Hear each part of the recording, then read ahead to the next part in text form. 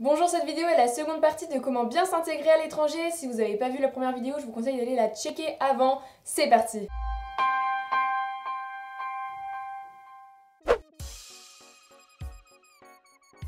Mon quatrième conseil concerne l'attitude à avoir en cours. Alors je sais que dans l'imaginaire collectif, l'échange c'est un peu une pause scolaire, genre on va rien faire pendant un an, sauf qu'en réalité ça dépend de votre pays d'accueil et puis ça dépend surtout de vous. Mon conseil c'est de faire au maximum comme les élèves autour de vous ou du moins d'essayer. Alors je sais que selon les systèmes scolaires c'est plus ou moins difficile, le but étant d'avoir à peu près la même routine qu'eux pour pouvoir les comprendre et être considéré en retour. Je pense qu'à la longue ça peut devenir pesant pour des élèves à qui vous avez expliqué en début d'année que vous êtes venu pour vivre dans la peau d'un étudiant normal, de voir qu'au final vous ne faites absolument rien comme eux en cours, de vous voir dormir ou faire autre chose à 24. Après je vous dis pas du tout qu'il faut bosser comme des malades, hein. Non, juste faire quelques efforts, enfin un minimum, ou juste faire semblant quand vous êtes en cours quoi. Donc en Italie le système scolaire est quand même assez similaire au système scolaire français, ils travaillent pas mal. Donc dès le début d'année ce que j'ai fait c'est que j'écoutais, même si clairement je comprenais pas de fou, et je copiais la prise de notes sur ma voisine. Bon, au bout d'un moment j'ai arrêté parce que je me suis rendu compte que peut-être que je la gênais plus qu'autre chose, mais au moins dès le début les élèves se disaient pas oulala la française elle fout rien quoi. Ensuite il y a une fille de l'année d'au-dessus qui m'a prêté ses anciens manuels, donc comme ça je pouvais un peu voir les choses chez moi, enfin j'arrivais pas en cours non plus les mains dans les poches. Ce qui a fait que j'ai été invitée ensuite à des séances de révision chez une fille de ma classe, et donc ça pour s'intégrer c'est vraiment top. En fait, vous pouvez très bien vous faire des amis parce que vous avez des centres d'intérêt en commun, mais n'oubliez pas que le plus gros point commun que vous avez avec tous les gens de votre classe, c'est d'aller en cours avec eux tous les jours. Même souvent, les élèves, de quoi ils parlent entre eux? De cours. Donc si vous vous mettez à part de ça, vous vous mettez forcément des bâtons dans les roues pour créer des liens avec eux. Le lycée, c'est une partie très importante de l'échange, mais il n'y a pas que ça. Donc personnellement, au bout d'un moment, je trouvais que ça me prenait trop de temps de faire des efforts dans toutes les matières. Donc j'ai choisi certaines matières sur lesquelles j'avais pu me concentrer, et donc bon, bah, j'ai un peu laissé tomber quoi. Sinon en Australie, je suis restée que 2 mois, donc au niveau scolaire, on n'attendait rien de spécial de ma part, mais j'ai quand même parfois voulu faire comme les autres. Par exemple, dans ma classe d'anglais, vers la fin de mon séjour, fallait choisir entre écrire une nouvelle ou un poème. Et moi du coup, j'avais écrit un poème avec l'aide de ma famille d'accueil, et ensuite j'avais demandé de l'aide à mes camarades pour trouver un titre à ce poème.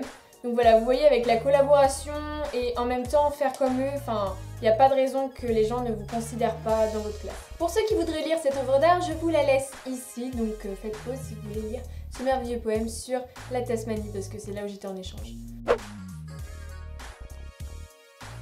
Cinquième conseil, le plus évident mais l'un des plus importants, la langue. Combien de fois j'ai entendu des étudiants d'échange dire qu'ils s'étaient vraiment fait des amis qu'une seule fois, qu'ils parlaient vraiment bien la langue? Beaucoup de fois. Donc si vous avez du mal, il n'y a pas de secret, il faut bosser. En plus, je vous assure que vous serez hyper fiers de vous à la fin. Quand les gens vous complimentent sur votre niveau, c'est une grande satisfaction. Selon moi, le meilleur, c'est quand on arrive à un niveau qui fait qu'on peut comprendre les blagues, les jeux de mots, en faire aussi. Enfin, personnellement, pour m'intégrer, l'humour, c'est hyper important. Je suis quelqu'un qui taquine pas mal les autres, donc forcément, quand je peux pas le faire, j'avoue que ça me manque un peu. Après, pour l'humour, faut quand même faire attention à la culture et à qui vous parlez, parce que dans certains pays, le second degré français va être très mal pris. Sinon, pour s'intégrer, je trouve qu'il faut pas rester sur un usage de la langue trop scolaire. Personnellement, je vois pas pourquoi les jeunes parlent d'une certaine façon autour de moi et je pourrais pas parler comme eux. Donc parfois, ça inclut du langage familier. Clairement, au début, les gens, ça leur fait un peu bizarre, ils rigolent, mais après, ils s'habituent. La langue, ça peut aussi vous sauver de certaines situations, dont certaines situations très nulles, genre des malentendus, comme une anecdote que je vais vous raconter maintenant. Pour des raisons de confidentialité, je vais appeler les deux protagonistes Paul et Marie. Donc, commençons. Ça s'est passé au début de mon échange, donc ça devait faire 1 mois et demi, 2 mois que j'étais en Italie. Paul, c'était un gars de ma classe qui était en couple avec Marie, qui elle n'était pas dans le même lycée. Donc début d'année scolaire, je suis nouvelle dans la classe. Paul est curieux de voir une Française arriver, donc Paul se met à côté de moi. On discute, tout ça. En plus, Paul est un garçon intéressant puisqu'il a été déjà plusieurs fois en France.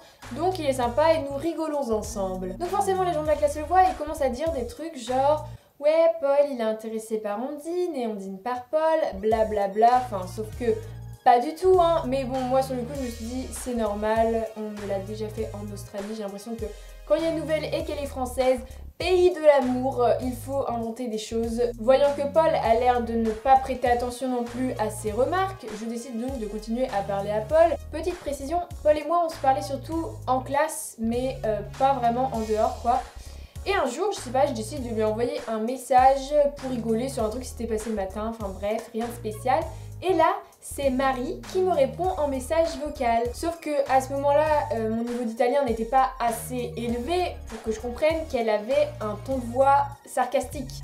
Moi, je pensais juste que ce qu'elle disait, c'était drôle, tu vois. Du coup, j'ai répondu des bonhommes qui rigolent, tout ça. Je pense qu'elle l'a pas très bien pris.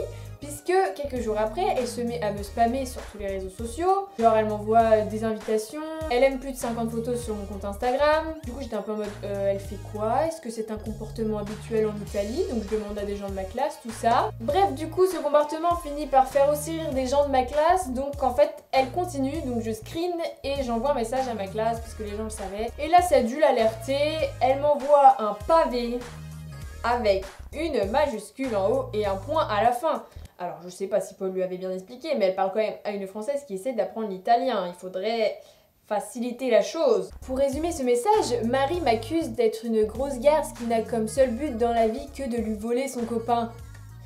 Donc là j'avoue, je suis un peu dans le mal, je reçois le message, je me dis, elle m'a un peu grillée. C'est sûr qu'en venant en Italie, je m'étais dit, bon pourquoi pas voler 2 ou 3 mecs pour le fun quoi. C'est une blague bien entendu. Clairement si je reçois ça en France, mais même pas, je réponds, ça sert à rien. Les gens qui te prennent la tête parce qu'ils sont parano, non mais bon, vous comprenez bien que là on n'est pas du tout dans le même contexte. Je suis à l'étranger en Italie, j'essaye encore de m'intégrer. Je me dis si je lui réponds pas et que je la croise dans la rue et qu'elle me tape un scandale, non merci. Ou si elle me fait une réputation de merde dans toute la ville, non merci non plus. Donc j'ai pris genre littéralement 2 heures à lui écrire ma réponse pour qu'il y ait le moins de fautes possible dedans, pour qu'elle me prenne au sérieux surtout et qu'elle comprenne vraiment qu'il y avait un gros malentendu de base. Je lui ai d'abord rappelé que j'étais à l'étranger, pourquoi j'étais là. Clairement j'étais en train d'essayer de m'intégrer, donc voilà, c'était juste amical, donc calm down. Après la partie gentilhonnée, je lui ai quand même fait comprendre qu'il y avait des limites. Je lui ai touché 2 mots sur sa façon de faire qui n'était selon moi pas très mature. Et je lui ai bien fait comprendre que si elle avait un problème à régler, c'était avec son copain et pas avec moi. Après ça, toutes les fois où j'ai croisé cette fille à des soirées, elle a toujours été sympa avec moi, donc je pense que le message était bien passé. Donc heureusement que j'avais un niveau suffisant d'italien pour me faire comprendre, parce que si j'avais pas pu répondre, j'aurais sans doute paniqué de 1 et de 2, elle m'aurait sans doute pas lâché la grappe. Bon par contre moi qui étais presque sûre que j'allais devenir vraiment amie avec Paul, vu comment il était sympa avec moi au début d'année, et bien finalement il a presque arrêté du jour au lendemain de se mettre à côté de moi tout ça, et il ne m'a presque plus parlé de l'année. Voilà, cette vidéo est terminée, merci d'avoir regardé, j'espère que ces 2 conseils vous seront utiles. Si jamais vous avez des questions comme d'hab, laissez un commentaire, et puis sinon, à la prochaine.